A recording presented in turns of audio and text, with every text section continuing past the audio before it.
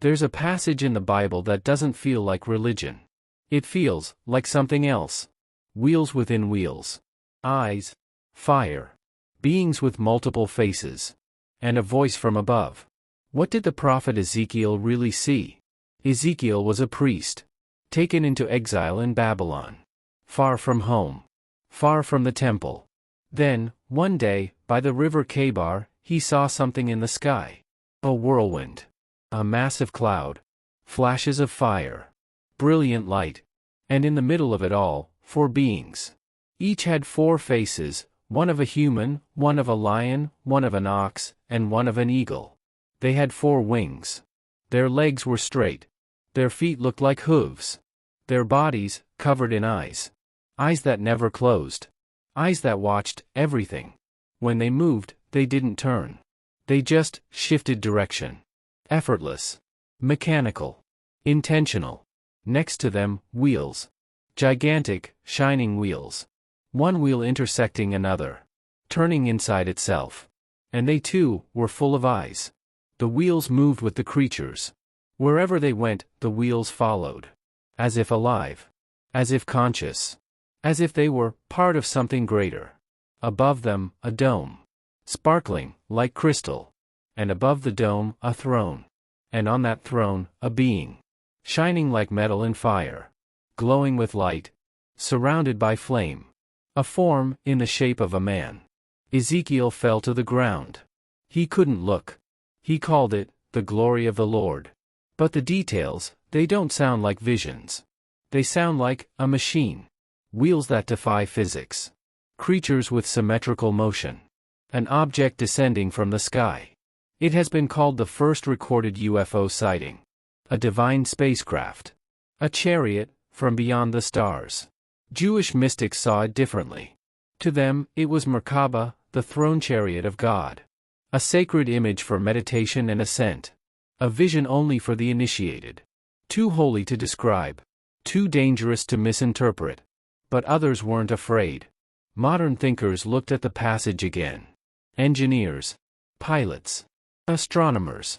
They saw something strangely technical. Wheels inside wheels. No visible support. Blinding light. Flight.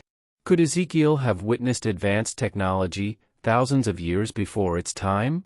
What if he described it the only way he could? With metaphors. With symbols. With the language of the ancient world. What if he didn't see a metaphor, but a machine? And if he did? What was its purpose? Was it divine? Or just advanced? A warning? A message? A visitation? Or something entirely different? Some believe it was a hallucination. Others call it spiritual ecstasy. A moment where the human mind touches something beyond comprehension. And some believe it was contact. Brief. Brilliant. Unforgettable. Ezekiel's vision echoes through time. In medieval art. In angelic hierarchies. In ancient astronaut theories. Even in modern science fiction. And still, no one agrees on what he saw. The book of Ezekiel is not a sci-fi novel. But it may be the most otherworldly book in the Bible. A fragment of something we were never meant to understand. Or not yet. The vision ends. Ezekiel stands alone. Changed. He begins to speak. To warn. To write. But no one else saw what he saw. Only him. Only once. And maybe, that was enough.